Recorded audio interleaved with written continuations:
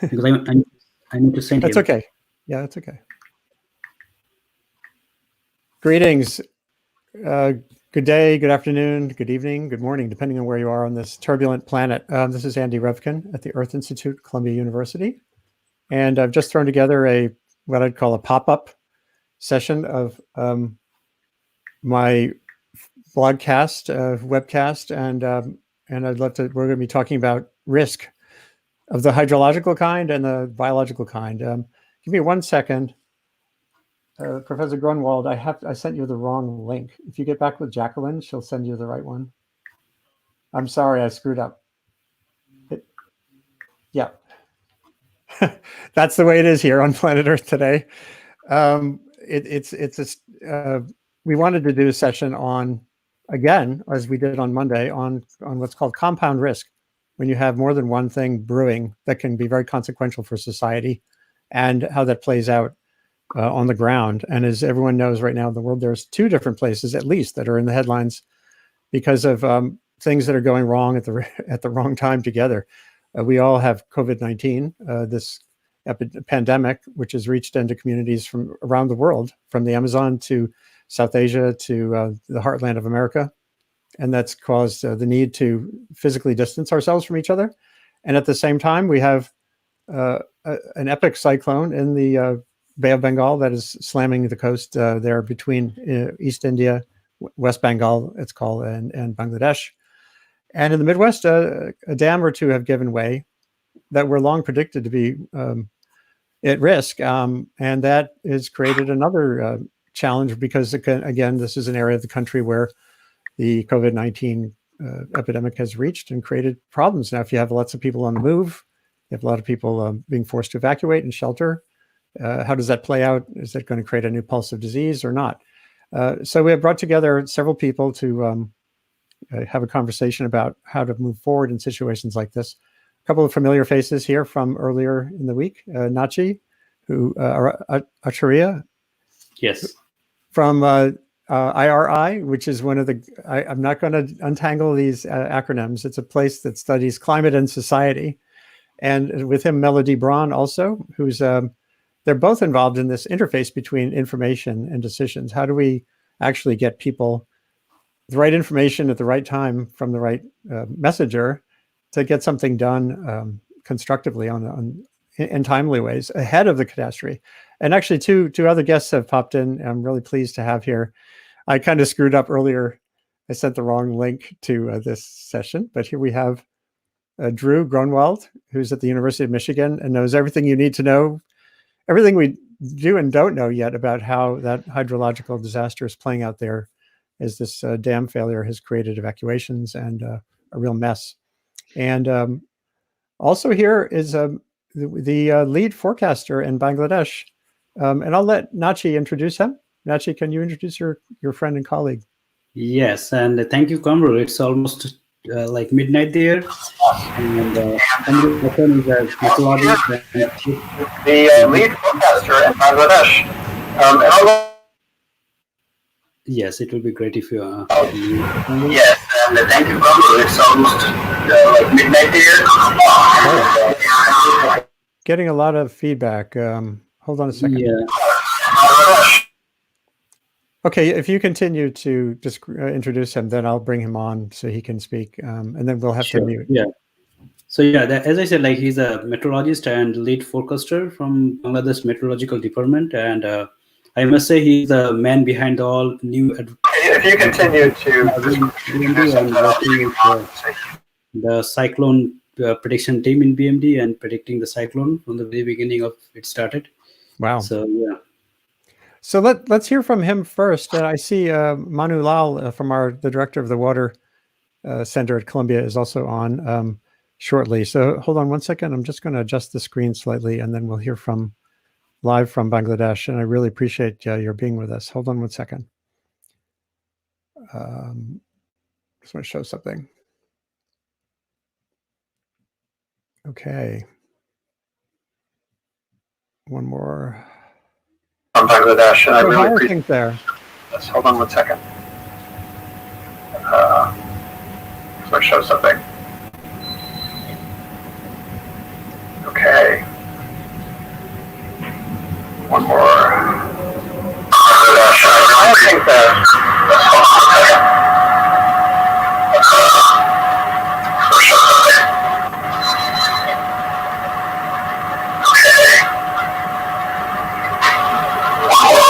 We're only getting static.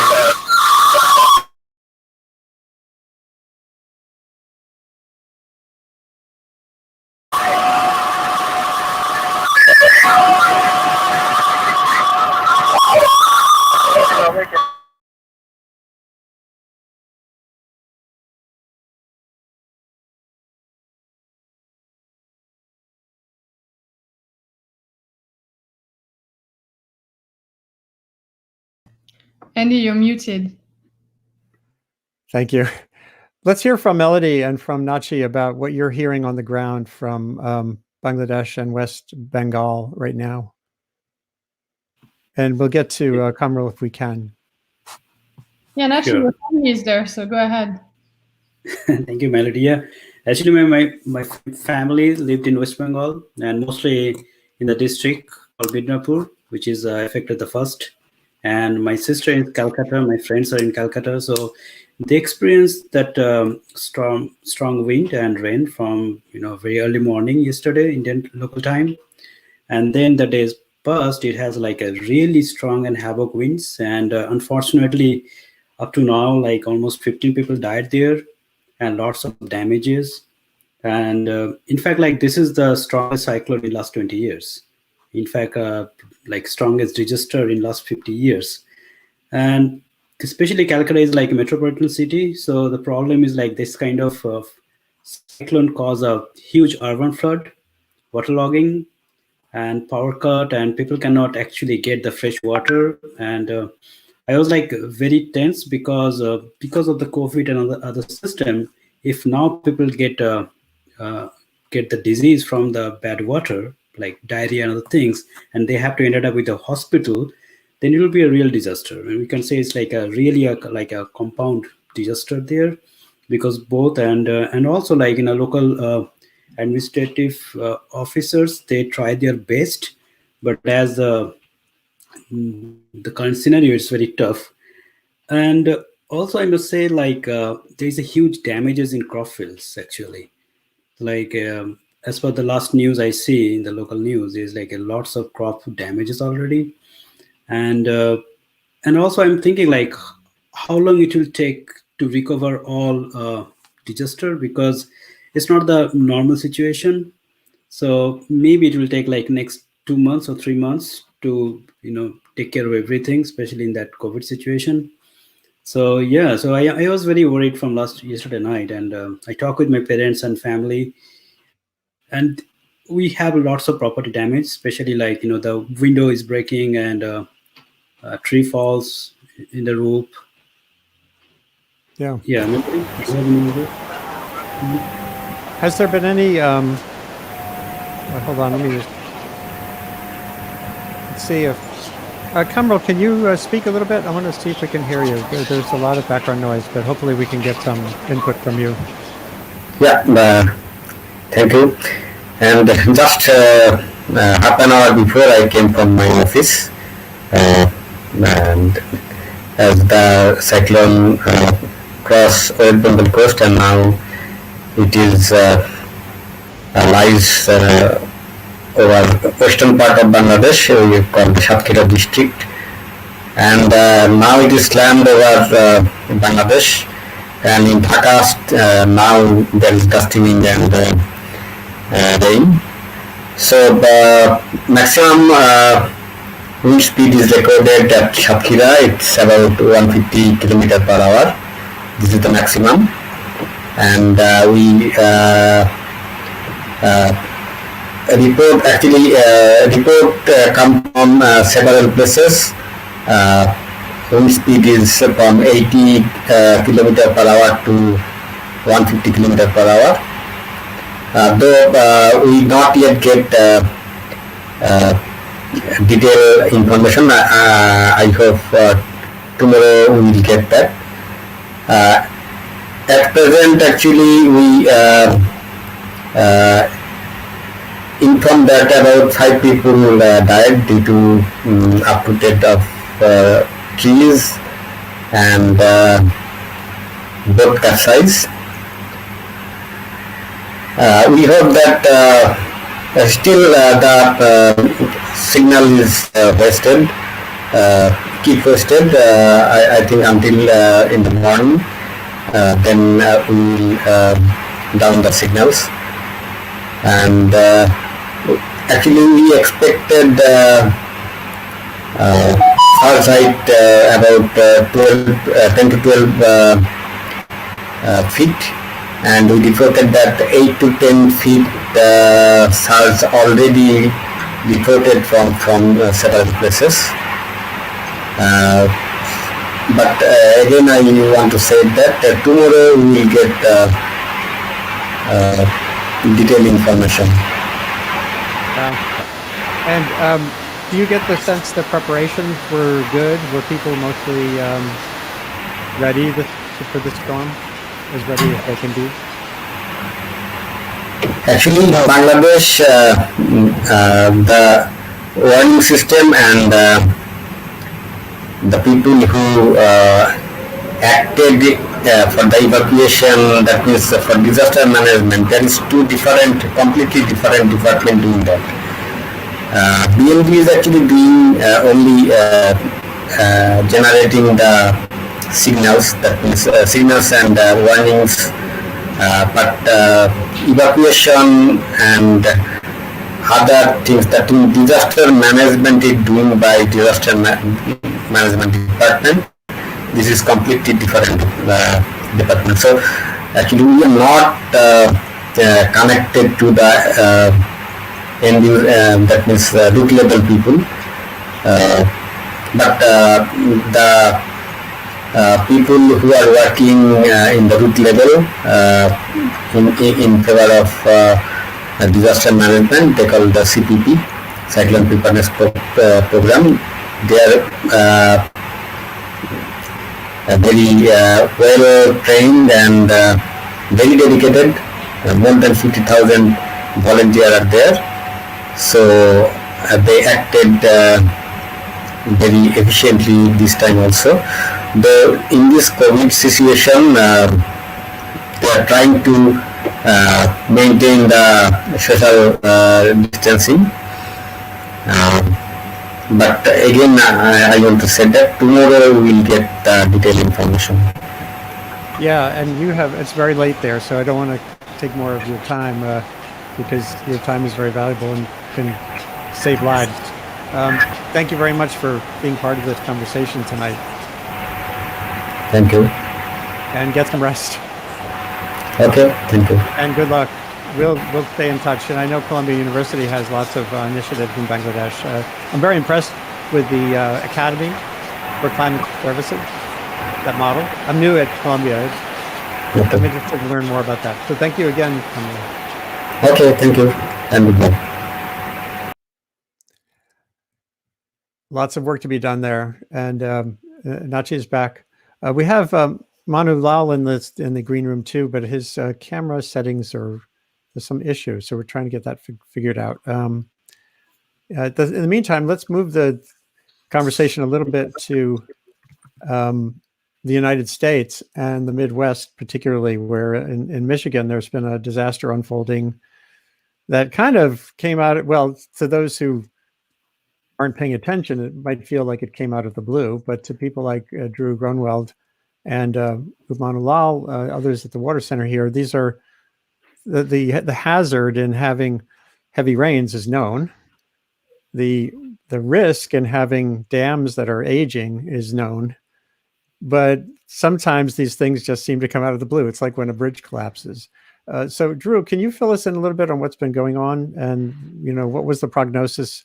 Was there a prognosis missed, or and where do we go from here? That'd be great to hear. And Manu Lal is with us now too. Hey, hi there. Good to have you. Sorry about the technical issues earlier.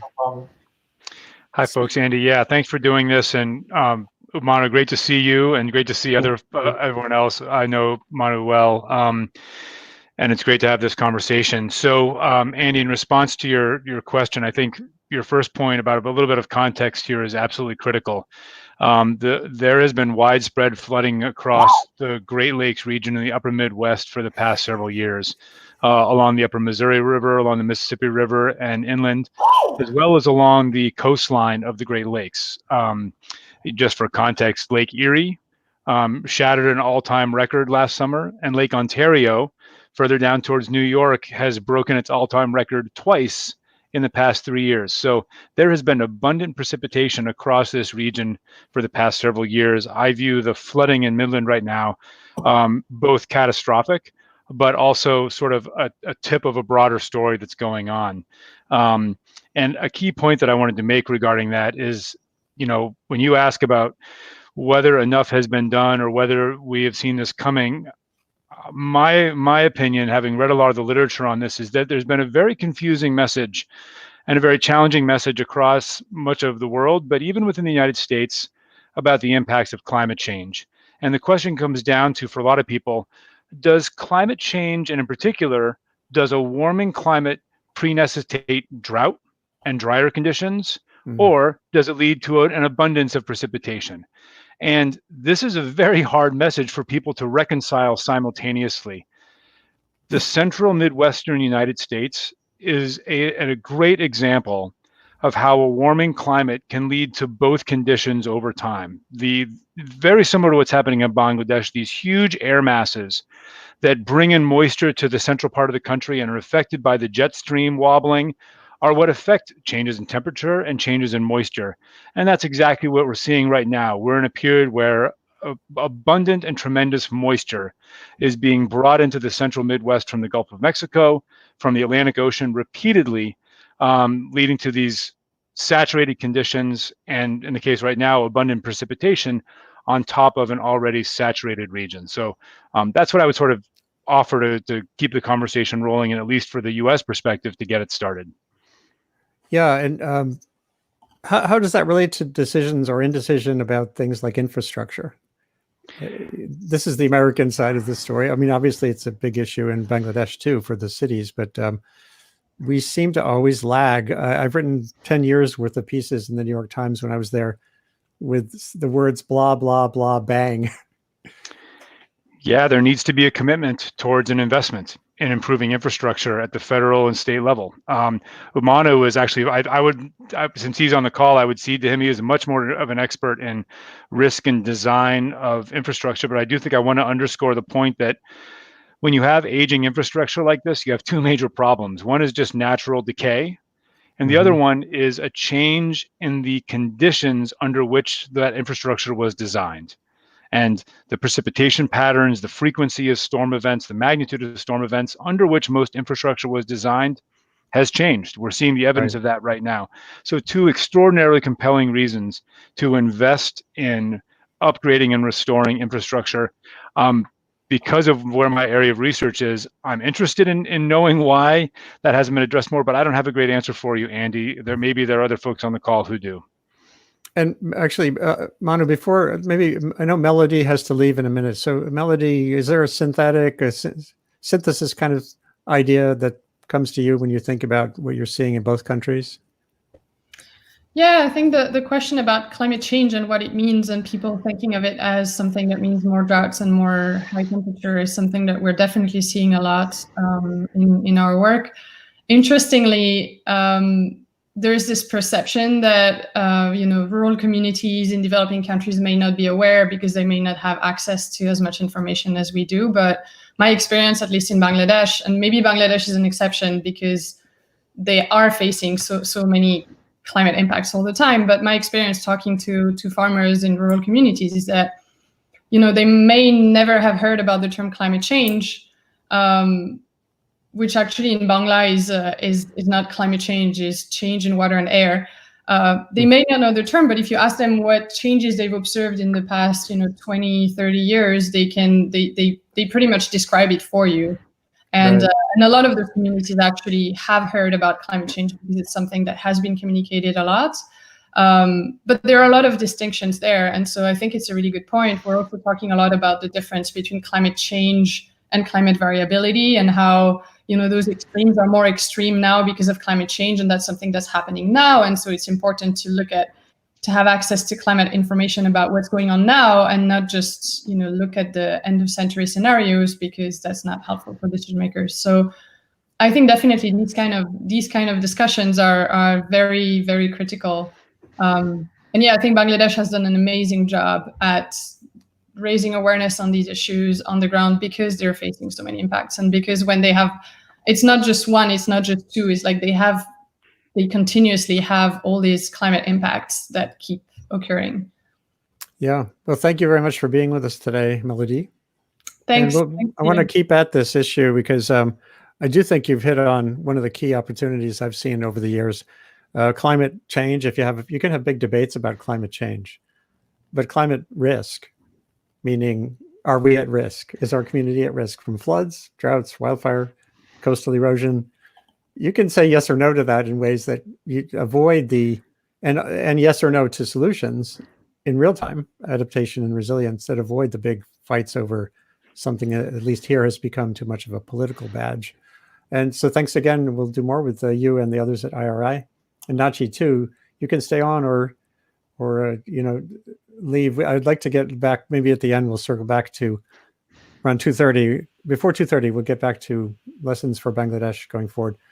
Manu, can you fill us in on the new report that you were describing to me? Yeah, so I guess first of all, I'm going to acknowledge that I totally agree with Drew in terms of the characterization of the issues. But going beyond that, we published a paper in 2017, which highlighted that the US has 88,000 dams that are poised to fail.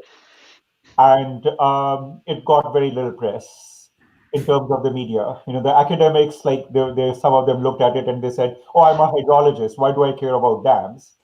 And one of the things that happened then, which makes what's going on in Michigan right now poignant and also lucky in some ways, is in 2017, Oroville Dam, which is the tallest US dam, nearly failed. And they had to evacuate 200,000 people. And they've spent about 1.2 billion to fix that spillway now.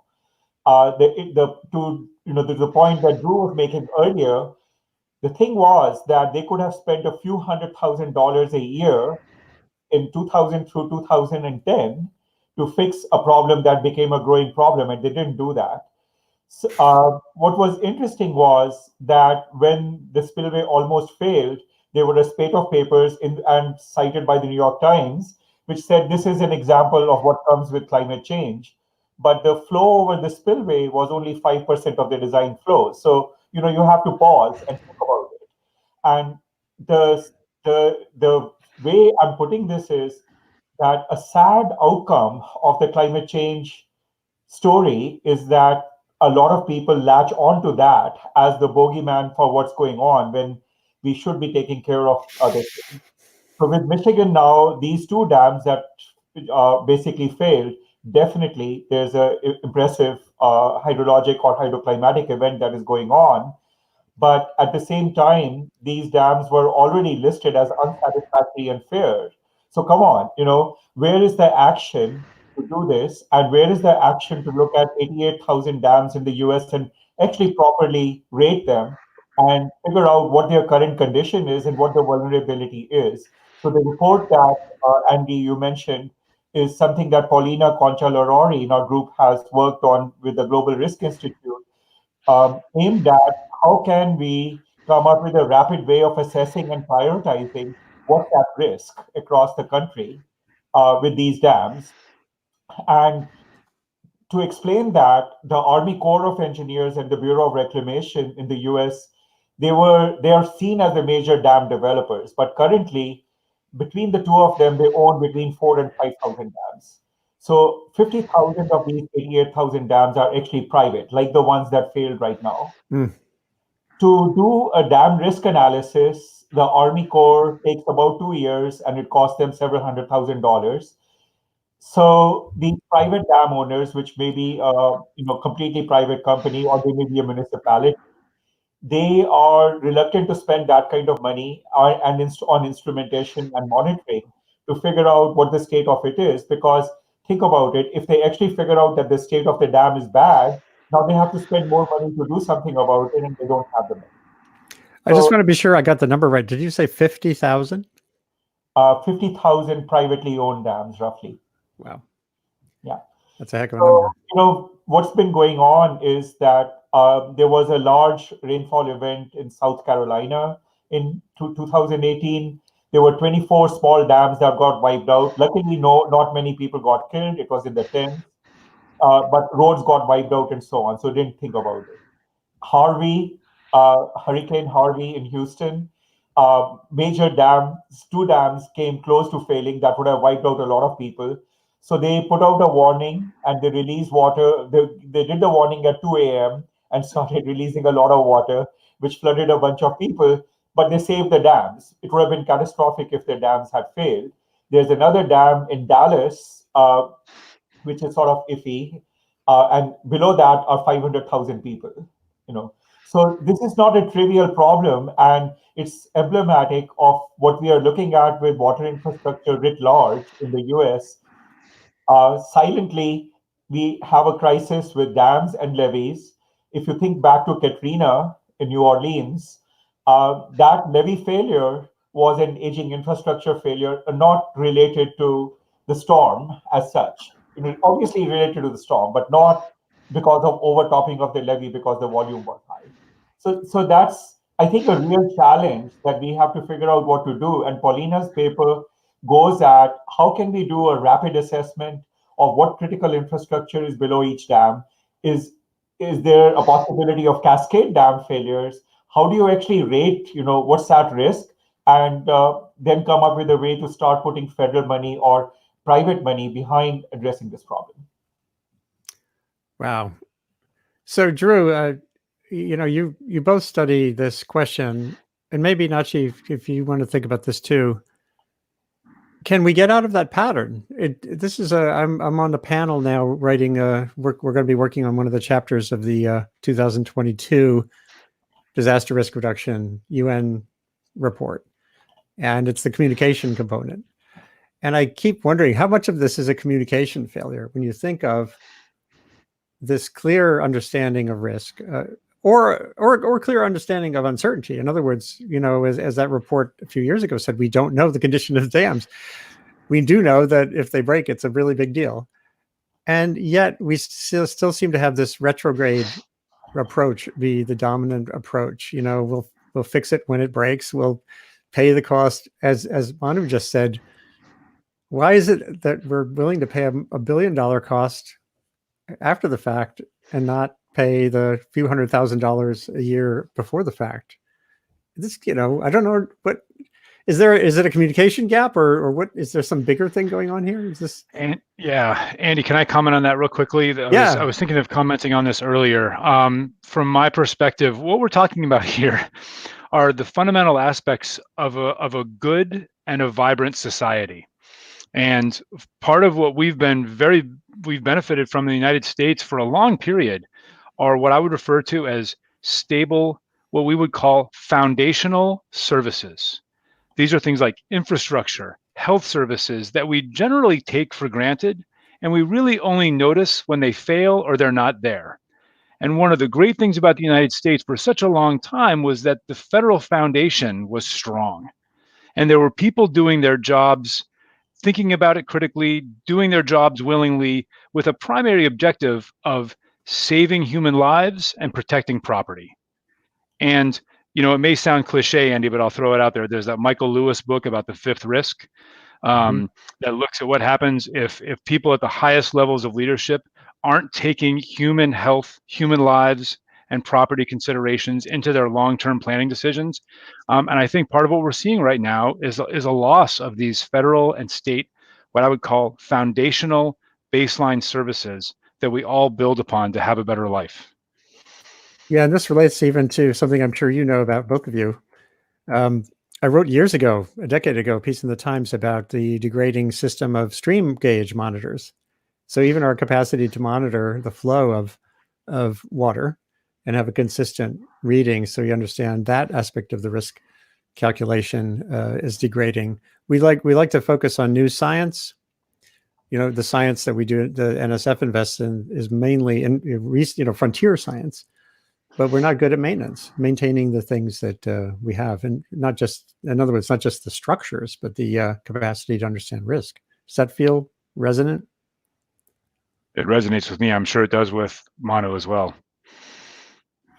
Yeah, no, I think you're right on, and Drew put it very well, I would say.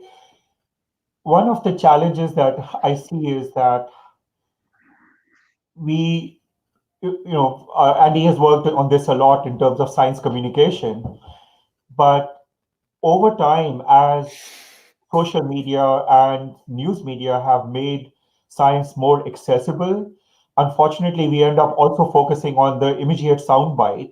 So nobody wants to get into depth with trying to understand what the real communication is.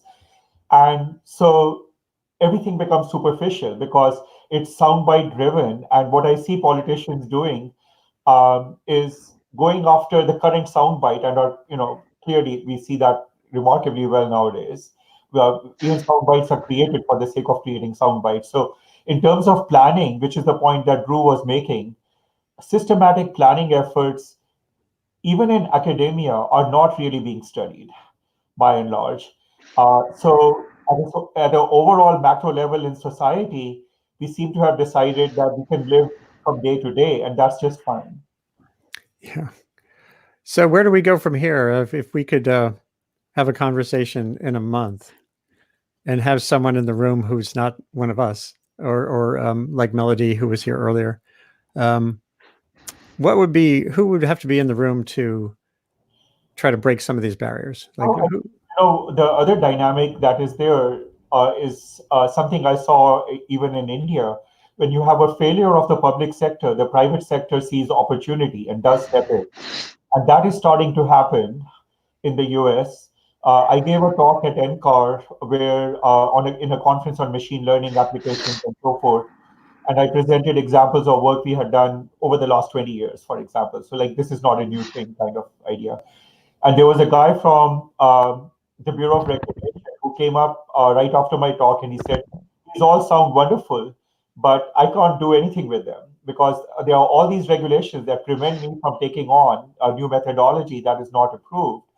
And my impromptu off-the-cuff remark was, well, I think the private sector will do it then, and there are companies that are springing up to do it. Interestingly, there was a guy from a private sector company who was there, and I had named them, and he was aghast. He was saying, we are working with the government. We want to get contracts from the government. You're trying to make it look like you're going to supersede the government.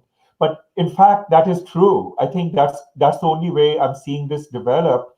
And the number of people from Wall Street who show up who are pitching that they're going to solve these problems and want to put up money is not small. The other thing you see with regard to the point you making earlier about the disappearance of observations, the observations were being done in the public sector. The private sector is pitching AI, machine learning, and big data. Well, I would love to see where the big data is. We've been losing it. We don't have it. Right. So, but when you make that remark, then you see that there are investors who are putting up the money to start massively collecting data to replace what the public sector was doing, except it's not going to be publicly available anymore. So we are looking at a very different world in terms of who's going to take care of us and what it's going to cost us. Boy, and any last word from you, Drew, on this? Is there more we can do? I mean, there's so many dimensions here. It's like the COVID-19 pandemic, which is, there's no simple fix. It's everything. And of course, and that one is complicated because it's a huge economic disaster and a medical disaster at the same time. I do think this idea of figuring out the role of the private sector has to be part of this. But as Manu said, that comes with all these issues as well about public access and the like. So we can go, rather than going around in circles, in your arena, hydrology, is there something that feels like a way forward? Boy, that's a big question, Andy. There's certainly a lot in there. I guess to wrap up, and I do need to sign off and move on to another thing. But I do think that this idea of recognizing the difference between foundational services provided, funded by Congress for the good of the people, versus funneling money that gets bought up by the private sector with the primary goal of profit and with a potential ancillary benefit of helping the public are two very different things. And when we're looking at these images right now, it makes me continuously think about that, that flow of resources and the priorities of the people that are charged with solving these problems. Foundational, getting that foundation solid. By the way, that relates to one of the first conversations we had here on the COVID-19 virus, which was with a national intelligence official who described, I mean, a guy who used to be the chief of staff, advisor to the Joint Chiefs of Staff, Puck Mickleby, who said nations build their sustainability from the inside, not from the outside. Not you know, you need an army, but if you're not dealing with your foundational capacities, another guy who'll be on here soon talks about an immune system for the planet. That's a basic foundational need we have in a pandemic-prone Earth environment. So thank you both for being part of this today. It is 2:30 virtually, and we all have more to do. I wanted to just pull together some people to talk about hydrology and risk in the context of these two events to see if we can have a little bit of a forward motion toward solutions. Thank you, Manu. The Columbia Water Center, it's a great resource. It's really wonderful to be here at the Earth Institute with that being in the mix. And Drew, it's great that we could connect for the first time and hopefully not the last time. Happy to help, Andy. Good to see you, Manu. Thank you. And just to tell the world as a closing thing, this is the Sustain What? It's an initiative of the Earth Institute of Columbia University. It's a part of Columbia's University Earth Institute that's focusing on communication innovation in service of sustainability. I'm Andy Revkin, and you can tune into more of these by just searching for Sustain What? Revkin, or look at whatever portal you're watching this on now. Share it with others. This gets archived on LinkedIn, on YouTube, on Facebook, and anywhere video can be seen online. And we'll keep at this. We have a session tomorrow with Peter Coleman, who runs the, among other things, a difficult conversations laboratory at Columbia University. And we're going to talk about COVID-19 and decision-making and finding cooperation amid conflict and complexity. So thank you all.